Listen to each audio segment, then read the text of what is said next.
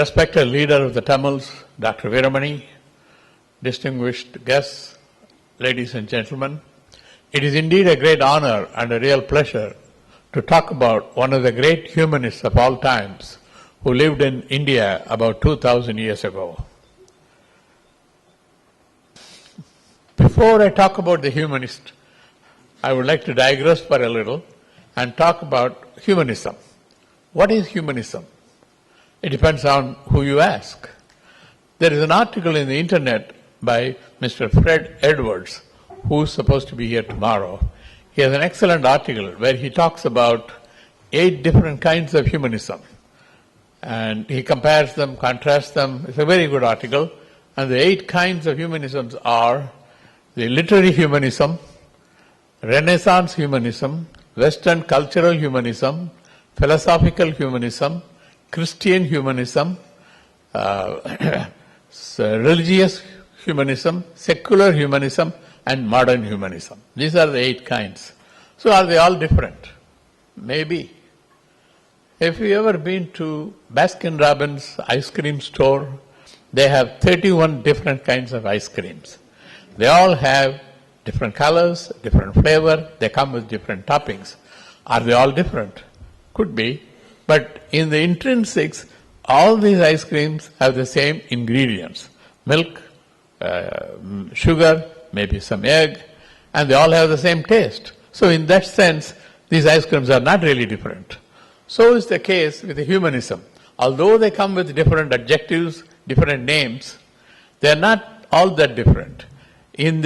Basically, they all have the same philosophical principles. There are 4 principles. I would like to call them as the edifice of humanism rests on these 4 principles. 1, human equality. That means all human beings are equal by birth.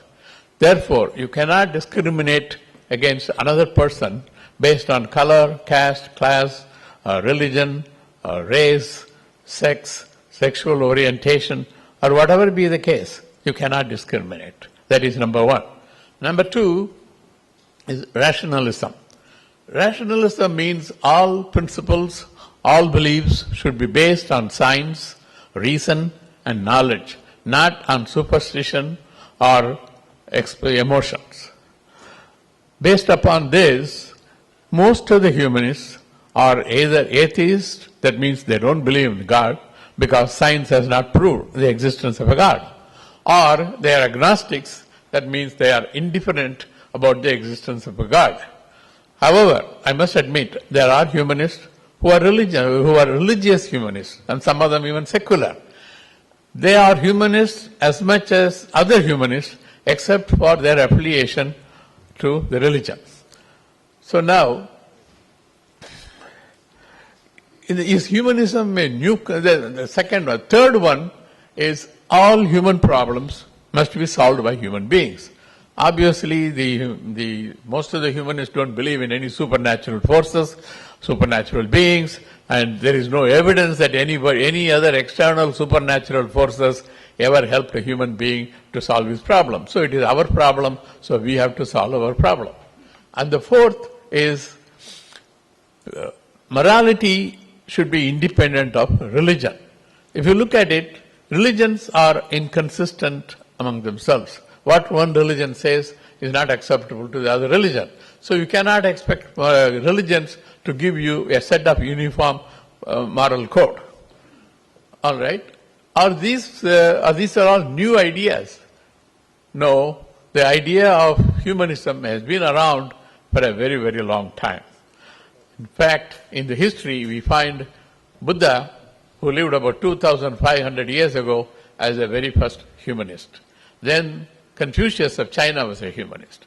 Then there were a lot of Greek philosophers who were also humanists. And Socrates was the most prominent of them. Socrates was a real humanist. He was one of the founders of the Western philosophical system. He was also the founder of the dialectical method of inquiry. That means you keep asking questions after questions until you come up to truth. He was a man of high integrity, and he did not believe any dogmas, and he also believed that moral codes should be independent of religion.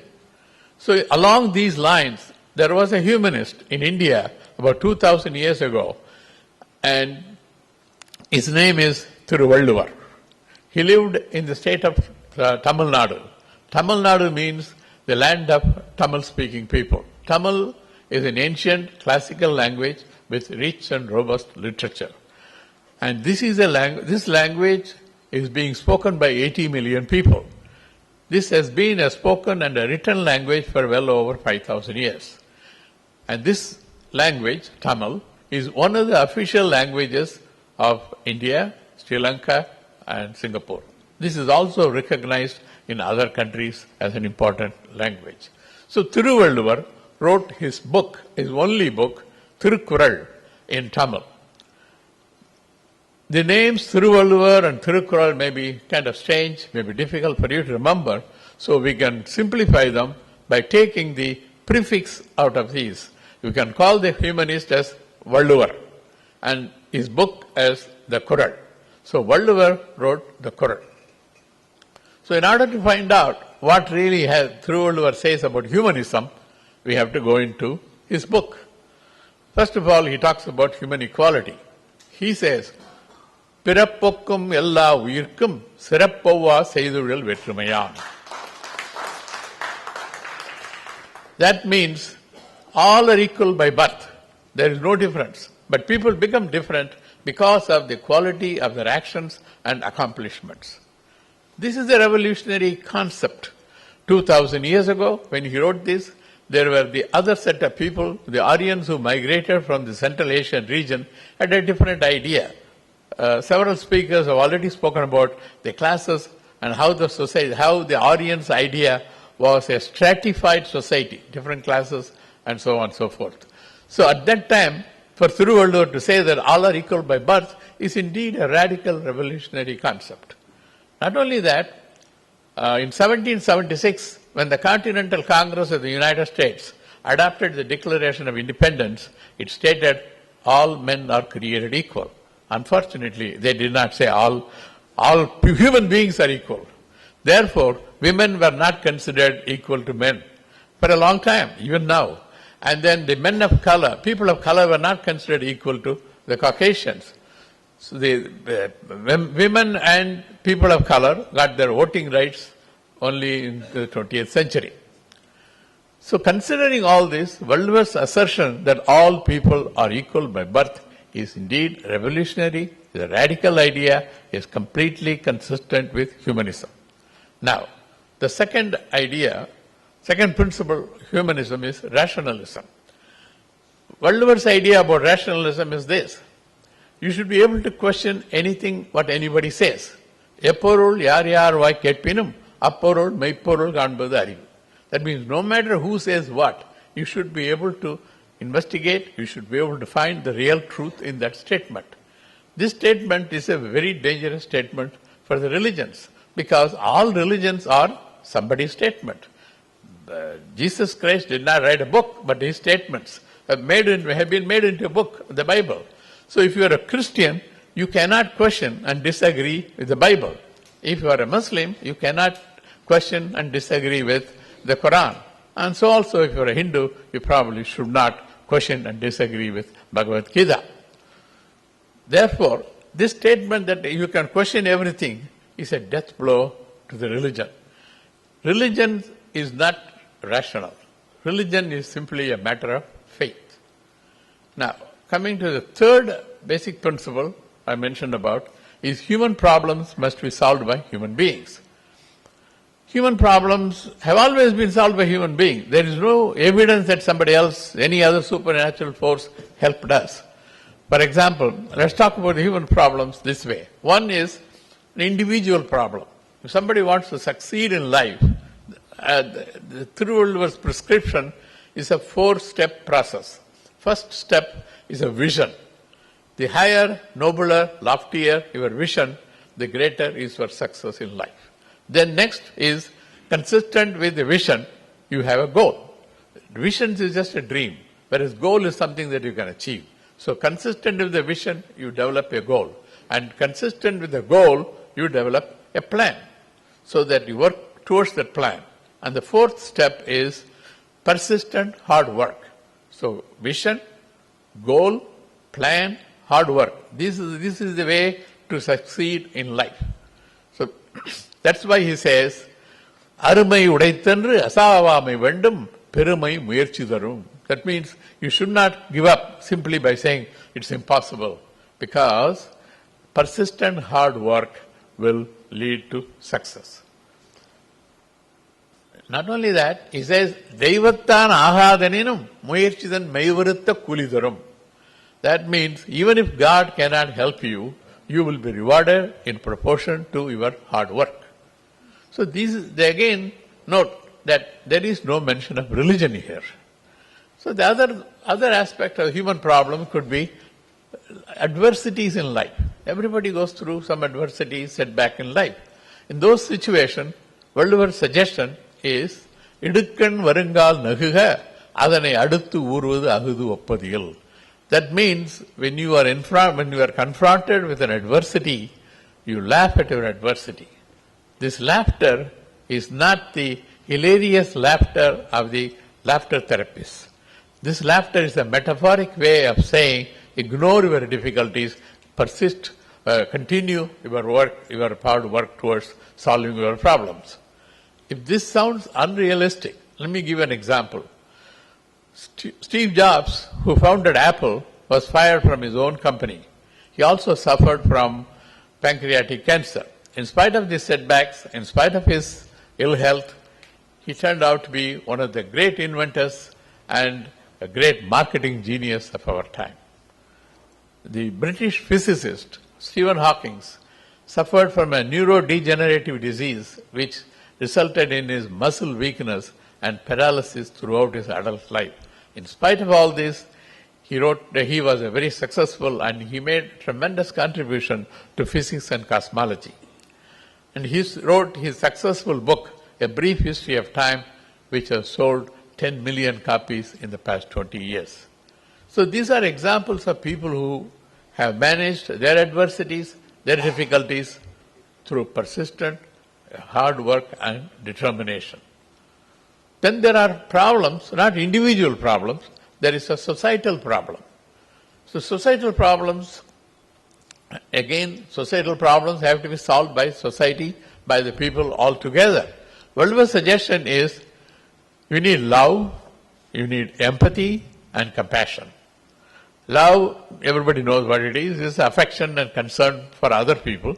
Empathy is ability to share the pain and suffering of others as your own.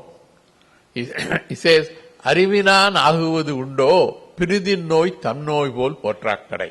That means, what is the use of all this intelligence and wisdom if you cannot feel other people's suffering and pain as your own? So everybody is intelligent to some degree or the other. Therefore, we should be able to feel other person's pain and suffering as our own. And then the empathy leads to compassion. Compassion means suffer together. So if I can feel other person's feeling and pain as my own, and if I am working together with him, I have to find a way to solve the problem. It may not be my problem, it may be community's problem, it can be society's problem, it can be a national problem, it can be a global problem. But we all have to solve our problem. And that's what he says. He says, தாளாற்றி தந்த பொருளெல்லாம் தக்கார்க்கு வேளாண்மை செய்தற் பொருட்டு. That means all the wealth gained through hard work is for the purpose of sharing it and helping the deserving people. And he also says, பகுத்துண்டு பல்லுயிர் ஒம்புதல் நூலோர் தொகுத்தவற்றுளெல்லாம் தலை. That means, according to all the books in the world, the best thing to do is to share your food and resources with other people who need help. It is this love, empathy and compassion what keeps the world going. He says, கண்ணோட்டம் என்னும் கழிவெறும் காரிகை உண்மையான் உண்டு உலகு. That means, it is because of compassion, it is because people help each other, this world functions. Otherwise, the world will not function. And he also says one should be proud of helping the community, helping others, proud of helping other people. He says, கருமம் செய்ய கைதூவேன் என்னும் ஒருவன் பெருமையின் பீடுடையதில். That is, there is no greater glory than somebody saying, I will not neglect my duty to my community. So that is his way of saying how people should help each other. And then in all of these individual problems or even societal problems, people have a tendency, and we all do, to pray. I have nothing against prayer. Prayer is okay because it gives a feeling of optimism, a sense of hope for people. But the problem is, when people pray for their success or for getting over their adversities, they make a contract with God. But this God, the contract with the God, is a non-enforceable, unilateral, non-binding contract. If you have a contract with a company, if the company doesn't fulfill its obligation, you can go to court. There is a legal remedy. But the contract with the God, only God can help you. There is no hope. So now, the last one, morality. Morality is really, really independent of religion. For example, what is morality? Morality is a set of principles that say what is right, what is wrong, what is good, what is bad. Now, one religion says you should not use alcoholic beverages. Another religion incorporates alcoholic beverages in its ceremonies. So which is right? One religion says you should not kill anything. You should not eat meat. Another religion says everything that is created by God in this good earth is for you to enjoy. So which is right? One religion says a monogamous relationship is the ideal thing in a marriage. Another religion says a man can marry up to 4 wives. And yet another religion says a man can marry as many wives as he can. So there is no right or wrong if you look at the religion. Each religion has their own moral code. But Valluvar's idea of morality is different. He says, உலகத்தோடு ஒட்ட ஒழுகல் பலகற்றும் கல்லார் அறிவிலாதார். That is, if you cannot understand the norms and regulations of the moral code of the society where you live, you are an ignorant person. So the ideal moral code is that of the society, is the society where you live. For example, 100 years ago in this country, same-sex marriage was not acceptable. Today, it is not uncommon. But even today, same-sex marriage is punishable by death in some other countries. So it is a question of where you live and when you live. So morality really depends on the society. So in considering all these, the 4 factors, the 4 principles I suggested, Valluvar's strong belief in the human equality, his emphasis on rationalism, and his insistence on hard work rather than faith and prayer, and his insistence on people helping themselves to solve societal problems, and his conviction that morality is really a human issue and not a divine issue, makes him a true humanist. I am in good company when I say this. Thandai Periyar says that Valluvar's Kural has wisdom, all the necessary wisdom for all aspects of human life. He says everyone should read the Kural and live according to the Kural. So, ladies and gentlemen, let us read the Kural, live according to the Kural. Thank you.